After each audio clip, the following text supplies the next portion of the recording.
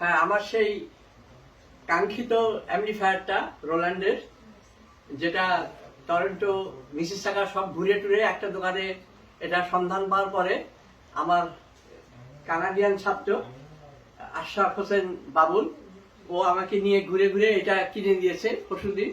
তো আমি এটাকে বাজাই না এই জন্যে যে বাবুলকে নিয়ে সবাইকে নিয়ে এখানে আছে যারা আমার কাকুরা সবাইকে নিয়ে এটা উদ্বোধন করবো বলে আমি এটাকে অপেক্ষা করছি।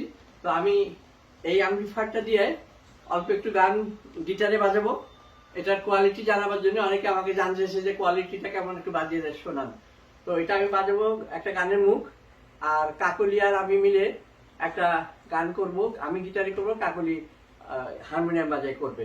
তো আমি এটা অন করে আমি একটু বাজাচ্ছি, আর আমাকে সহযোগিতা করতেছে হিমাদ্রি মোবাইলে।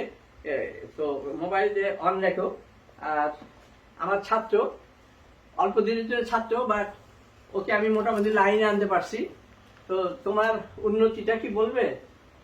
আমি আসলে ছোটবেলায় একটু গিটার শিখছি, ছোট ছিলাম, তারপরে থেকে দেশের বাইরে আসলে সেভাবে আর শেখা হয় নাই।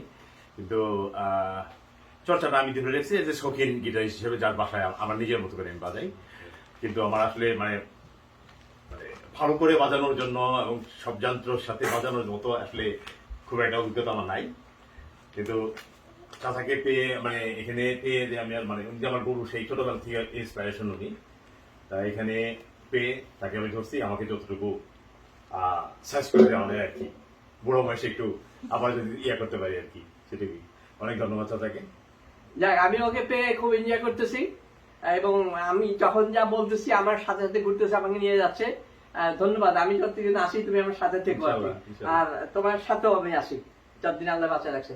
ঠিক আছে বাবলু? হ্যাঁ, থ্যাংক ইউ। আমি একটু গানের সুর বাজাবো গিটারে অল্প একটু, তারপরে কাকলি গান করবে, আমি বাজাবো একসাথে। না, এটা আমার মনে হয় যে এটা তোমার ধরাই দিই, দেখি সামনে আসলে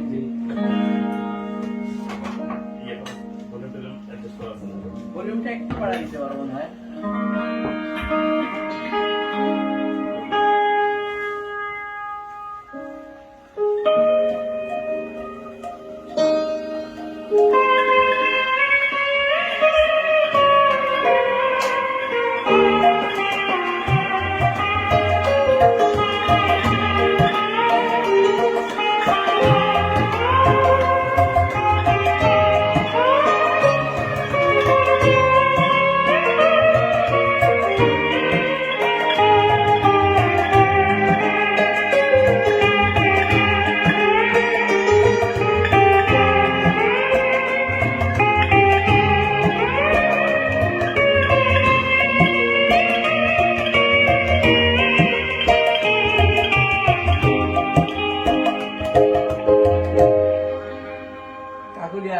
বন্ধ করো না, আর একটু হবে।